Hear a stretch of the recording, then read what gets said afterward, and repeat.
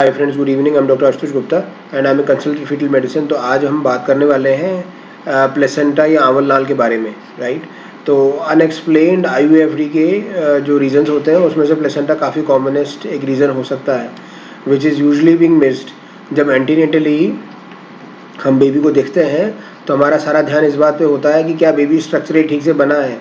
फिर दूसरी बात इस बात पे होती है कि क्या उसके गुणसूत्र या जो उसका जेनेटिक मेकअप जो है बेबी का वो बिल्कुल ठीक है। तीसरी बात, हम ग्रोथ पे या फीटल डॉपलर्स पे ध्यान देते हैं कि बेबी को क्या प्रॉपर न्यूट्रिशन और प्रॉपर ब्लड फ्लो जा रहा है। तो अमूमन इन सब चक्कर में the placenta is being missed, उस प्लेसेंटा को हम ध्यान से नहीं देख पाते हैं, right. So placenta is a very important conduit so as to supply, so as to nourish and support the pregnancy and to supply the nutrition from the mother to the baby, right. तो एक प्रकार का जो placenta होता है, वैसे तो काफ़ी सारे के प्लेसेंटा वेरिएशंस हो सकती हैं, लेकिन एक तरह का प्लेसेंटा होता है वो काफ़ी सिनिस्टर होता है, इसको हम सर्कमवेलेट प्लेसेंटा बोलते हैं। तो वो मैं आज आपको दिखा देता हूँ हैं। तो ये प्लेसेंटा का जो ये एक बेसल प्लेट है जो कि फीटस की तरफ रहती है, और इसके नीचे अगर आप देखिए बहुत ध्यान से तो वो कोरोनिक प्लेट है। कोरोनिक प्लेट ही वो पार्ट ऑफ ये बाइलोब, ये छोटा सा कोरोनिक प्लेट है which is attached to the placenta to the uterus and which is responsible to suck up all the nutrition and the blood flow from the mother from the uterus and supply to the baby.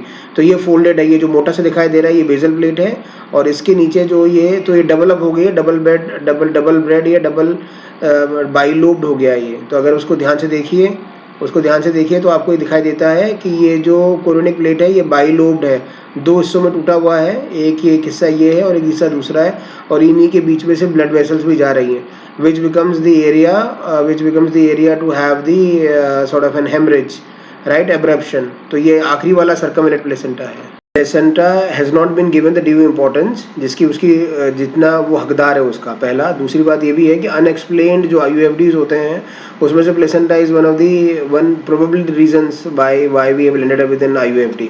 चूँकि जो chorionic plate है वो छोटी होती है, और जो basal plate है जो बेबी को सप्लाई करती है वो बड़ी होती है। तो बेबी चूँकि थ्री ट्राइमेस्टर से गुजरता है, फर्स्ट, सेकंड एंड थर्ड, तो इन 3 ट्राइमेस्टर्स में बेबी की जो डिमांड होती है वो तो एक्सपोनेंशियली बढ़ जाती है।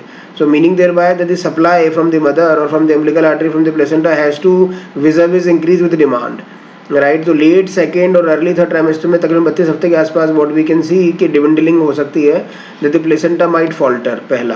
दूसरा, वो अम्बिलिकल आर्टरी डॉपलर्स भी खराब हो सकती हैं, और दूसरा जो कि दो लोब्स होती हैं, उन दो लोब्स के बीच में जो ब्लड वेसल्स जा रही हैं, so then they are more prone for sort of pressure changes.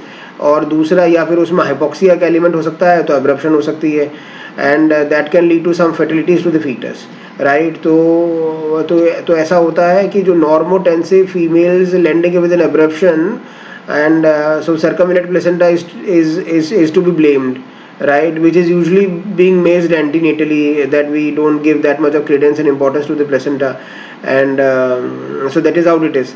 So meaning thereby कि प्लेसेंटा की क्या वैरायटी है देखने से, या सर्कमवेलेट प्लेसेंटा की पहचान एंटीनेटली करने से हमारा antenatal management regarding the pregnancy बिल्कुल 360 डिग्री चेंज हो जाता है।